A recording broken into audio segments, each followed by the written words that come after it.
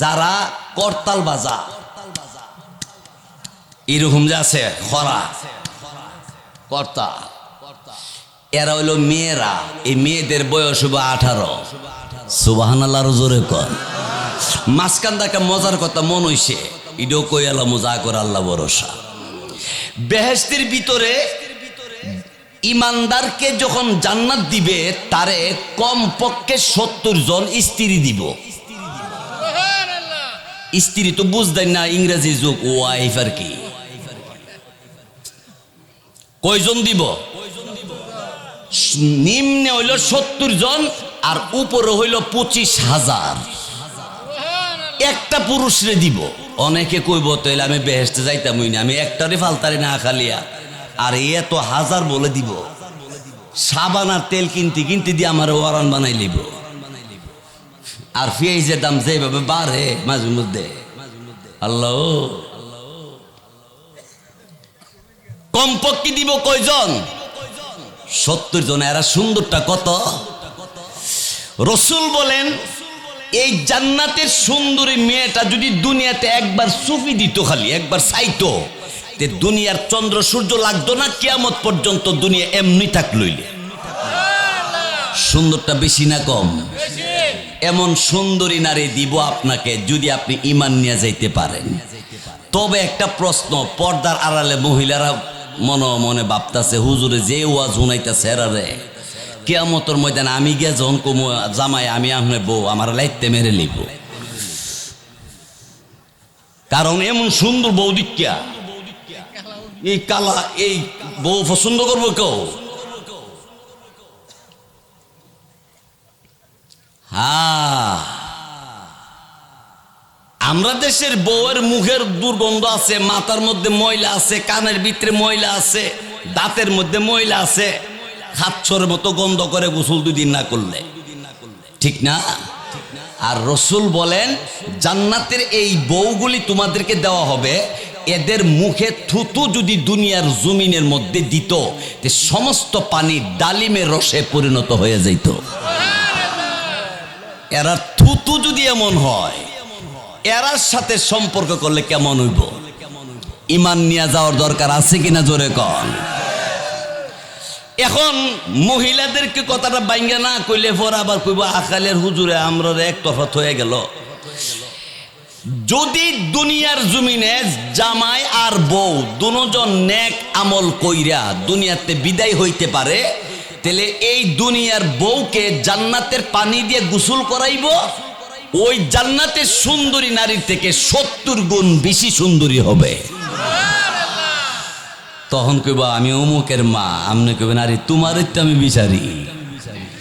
হ্যাঁ, বাণিজ্য মেলা হাজার হাজার টাকা মনের মতো খরচ করছে। আমরা এলাকার থেকে একজনও গেছে না, এ আখালিয়াতে সেরেন্দাতে বুনাইতে কেউ গেছে না। বাণিজ্য মেলার গিয়ে টাকা দিব, ফার্স্ট ইয়ার মাল 50 টাকা কিনা খা, ঠিক না? আমার ওয়াজ ছিল ঠাকুরগাঁও, তো ঢাকা এয়ারপোর্ট থেকে বিমানে নিছিল আমাকে।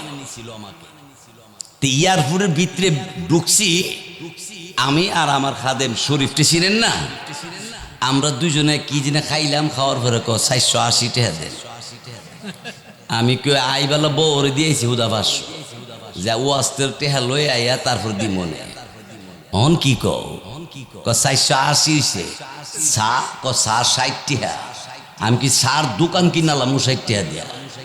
বেড়া কোস কি একটা 60 টাকা। সব হিসাব মিলাইছে পরে কইছি যে আল্লাহ যদি বাসা তাহলে ওয়াজ মাহফিল ওলার কবর টেবিল গাড়ির বাড়িতে বিমানও বাদ দিয়ে রাখিস।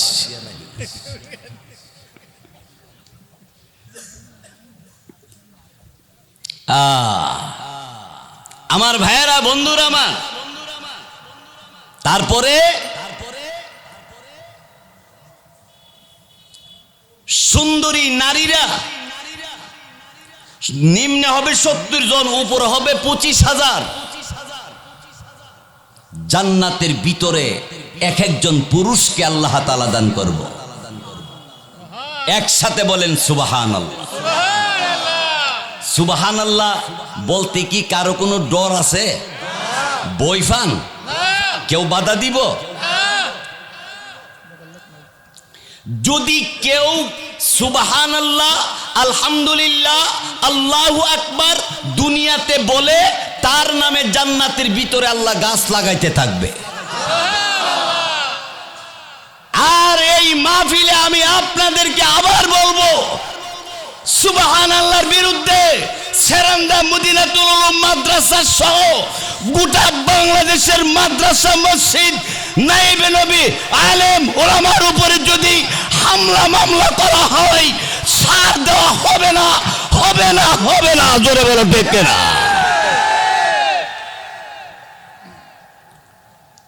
বাংলাদেশের মানুষ সজাগ হন। বাংলাদেশে কোরআনের দেশ, আলেমের দেশ, পীর মাশায়েখের দেশ, মুসলমানের দেশ। ঠিক কিনা জোরে কন। এই জন্য ভারতকে আমরা জানাইতে চাই, আমার ওয়াজ ইউটিউবে সারা পৃথিবীতে বাজে, আমি জানি ইউটিউবে যা আমার ওয়াজ।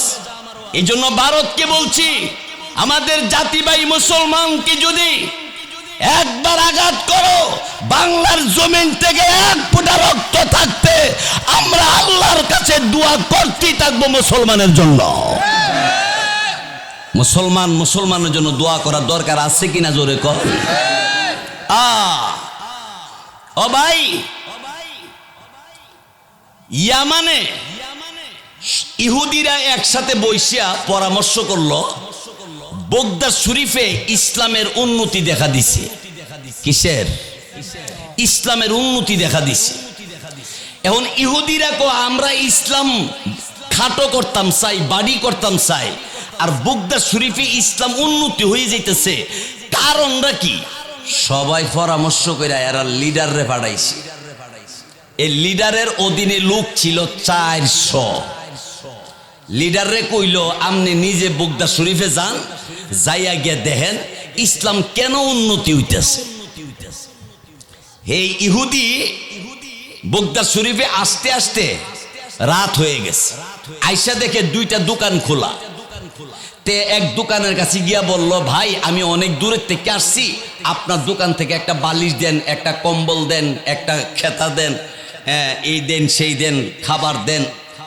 সব বাজার তালিকা করে জিগাইছে, কত? 400 টাকা। এবার দোকানদারে কো, ভাই 400 টাকা লাগবে মালগুলি নিলে। তাইলে দেন। না, আমি বিক্রি আপনার কাছে করব না, ওই যে দোকানদার আছে এই দোকান থেকে কিনে। তো ওই দোকানের কাছে গিয়ে জিগাইছে দাম কত এই মালগুলির। এই দোকানওয়ালাও 400 টাকা। এখন এই লোকটা এই লোকও 400, এই লোকও 400। এই হে বেচলে তো হেরো লাভ হইলে, এর তো লাভই হইতো। তে এর আমার এর কাছে পাঠাইলো কেন? বেড়ার ভিতরে হেলি যন্ত্রণা। মালগুলি কিনা আইনা আয়া এ বেড়ার জিগা, মিয়া আপনার দোকানে 400 টাকা দাম কইছেন, এই দোকানও 400 টাকা, ওই একদমই আনছি। তা আপনি বিক্রি করলেন না কেন? জানতাম পারি কারণটা, কেন বেচলেন না আমার কাছে আপনি? লোকটা ডাক দেখো, ভাই আমি তো আপনারে চিনি না, আমি একজন মুসলমান, আর ওই যে দোকানদার তিনিও মুসলমান। আজকের বিকালে দোকান খোলার পরে আমি অনেক বেচা কিনা করছি। আমার জাতি ভাই মুসলমান, সে 1 টাকাও বিক্রি করতে পারে নাই। এখন কাস্টমার বাড়ি ঘরে সবাই চলে গেছে, দোকান এখন বন্ধ হয়ে যাবে। আমার জাতি ভাই মুসলমান না বিক্রি করলে, লাভ না হইলে এই ভাইয়ে বাচ্চাদের জন্য বাজার সদাই নিবে থেকে, এই জন্য আমি বিক্রি না করে আমার জাতি ভাই মুসলমান হিসাবে তার আমার ভাইয়ের উপকার করলাম। আমরা দেশ নিয়ম এরকম না, এমন না যে ভাই আমি বেচছি, 5 লাখ টাকা বেচছি, আমার আর দরকার নাই, আপনি এখন ওয়াবাজির থেকে গিয়ে কিনেন, আমার আর দরকার নাই।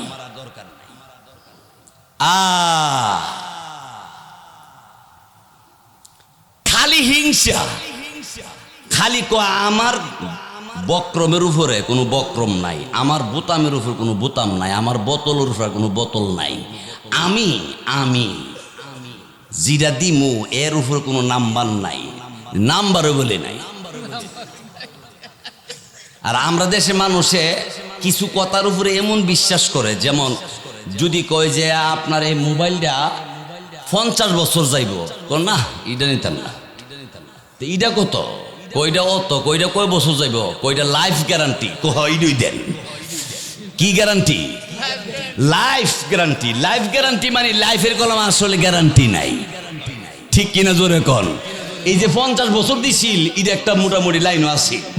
লাইফ গ্যারান্টি কইছে পরে হ্যাঁ বেউস হয়ে গেছে কাকু, হ্যাঁ এটা দরকার। লাইফ সকালে যেতাম, বিকালে পৃথিবী থেকে বিদায়। কিসের তুমি 50 বছরের লাইফ গ্যারান্টি লেগুরো? ইহুদি ওই দোকানদারকে ডাক দে, বলে ভাই তুমি মুসলমান? বলা হ্যাঁ। এই লোকটা মুসলমান? বলা হ্যাঁ। তুমি বিক্রি করছো, তোমার ভাই জাতি ভাই মুসলমান, সে বিক্রি করতে পারে নাই, এই দুঃখিত হইয়া আমারে তার কাছে পাঠাইছো?